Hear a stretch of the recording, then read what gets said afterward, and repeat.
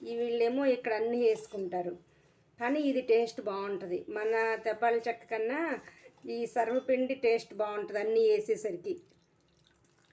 సరిపడా వాటర్ పోసుకోండి. ఒక్కసారి పోయికోకుండా కొంచెం కొంచెం పోసుకొని కలుపుకొని చేసుకోండి. పిండి అనేది లూజ్ అవ్వకుండా చేసుకోండి. చూడండి, పిండి అంతా చక్కగా ఇలా కలిపేసుకున్నా. చపాతీ ముద్ద కన్నా కొంచెం సాఫ్ట్గా కలుపుకోవాలి అంతే. చూసారా, నేను అంతా ఇలా సాఫ్ట్గా కలుపుకున్నా. ఇప్పుడు ఇంత చిన్న ముద్ద తీసుకోండి, కొంచెం ఈ సైజు తీసుకోవాలి. ఈ సైజు తీసుకొని మూకుట్లో ఆయిల్ వేసుకోవాలి. ఆయిల్ కొంచెం ఎక్కువే పడుతుందండి దీనికి.